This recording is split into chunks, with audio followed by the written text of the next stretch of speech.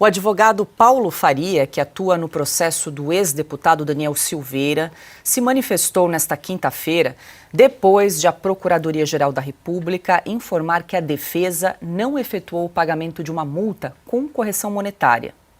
A cobrança de 175 salários mínimos foi imposta pelo ministro Alexandre de Moraes do Supremo para que a PGR analisasse o pedido de progressão de regime de Silveira. A partir de doações, o ex-deputado conseguiu R$250 mil para o pagamento da multa. De acordo com Faria, a defesa considerou o salário mínimo vigente na época da prisão, em fevereiro de 2021. Além disso, segundo o advogado Paulo Faria, a atualização monetária se deu com base no IPCA-E, índice atualizado para atualizações de valores condenatórios. Silvio, então, segundo o advogado Paulo Faria, que representa Daniel Silveira, de acordo com o cálculo, o valor já passa, inclusive, do que foi determinado pelo ministro Alexandre de Moraes, inclusive com a correção, e ainda assim o ministro se recusa a analisar o pedido de progressão de pena. Paula, o Daniel Silveira, ele é o primeiro preso político desse regime que se espraiou no Brasil, né? Que se instalou no Brasil antes da chegada, inclusive, do presidente Lula, antes da eleição dele.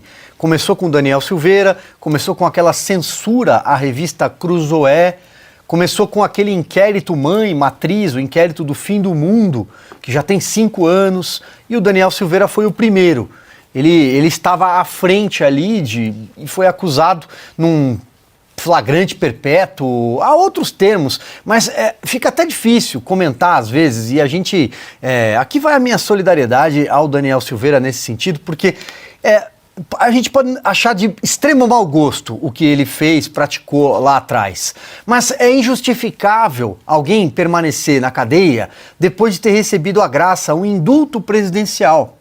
É um caso inédito, então só por isso já bastaria, mas não. Ele voltou a ser preso depois do encerramento do mandato dele, do término do mandato, porque mesmo durante o mandato, a Câmara dos Deputados rifou o Daniel Silveira e permitiu que ele fosse preso, rasgando inclusive a inviolabilidade do mandato parlamentar. Pois bem, qual é o fim que a gente chega agora? Não importa se o valor já ultrapassou e tecnicamente aparente, é o que o advogado mostrou, né? Então aparentemente ele conseguiu reunir mais recursos do que era necessário, mas não importa, se for o dobro, se for o triplo, se faltar 1 centavo, se sobrar 10, não importa, ele é um preso político, um preso particular desse regime, especialmente do gabinete do ministro Alexandre de Moraes. Então, é muito provável que o Daniel Silveira vá passar mais tempo ainda na cadeia, por perseguição política, assim como o Felipe Martins, assim como o Silvinei Vasquez, que a gente trouxe a notícia agora, que foi solto depois de 1 ano, sem que nada tivesse acontecido nesse percurso. Espero que a gente, em breve, consiga dar a notícia da soltura do Felipe Martins. Espero, não sei quando, mas, de novo, vai ser um comentário muito parecido com todos esses. Por quê? Porque é um regime de exceção, é um regime de perseguição política. O crime, ao fim e ao cabo, é porque ele era aliado do presidente Jair Bolsonaro. Piotr, quer comentar rapidamente? Eu acho que, neste caso, nem chegou ainda ao ministro Alexandre de Moraes. Foi o vice da Procuradoria-Geral da República que disse ao advogado, ao doutor Faria, que não havia sido paga a correção, não é isso? Especificamente, por isso ele não deu andamento ao pedido, à manifestação dele para o julgamento do ministro Alexandre de Moraes, se não me engano. Acho que é até o momento seria esta a história. Mas ainda assim, se a PGR diz que mas você não pagou a multa, não vai chegar nunca para o juiz julgar, né?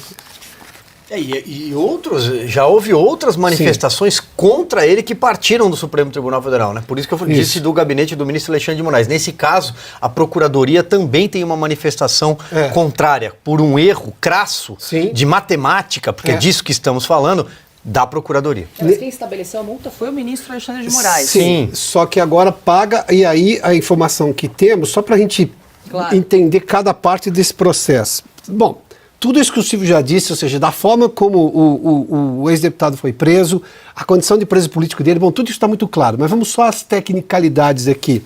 O vice-procurador-geral da República, o Hindenburgo Chateaubriand, filho, deixou de analisar a possibilidade de o ex-deputado Daniel Silveira progredir de pena por considerar que o ex-parlamentar pagou a multa a que foi condenado, mas sem a correção monetária.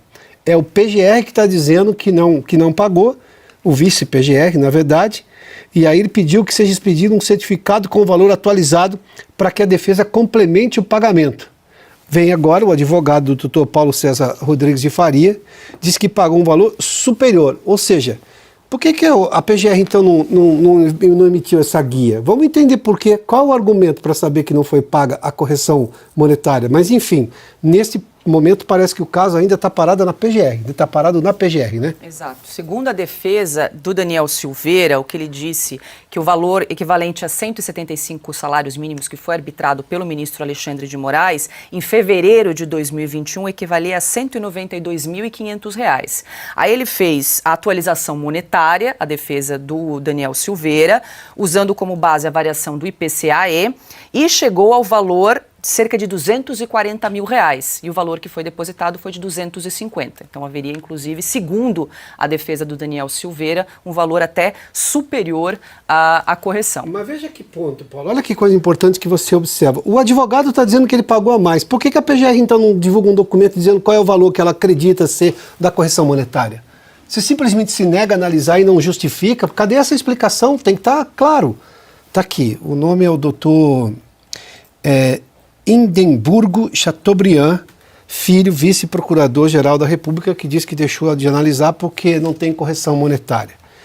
Precisa ficar claro, né? Porque o advogado está aqui dando um argumento e explicando que sim, que pagou até mais do que deveria.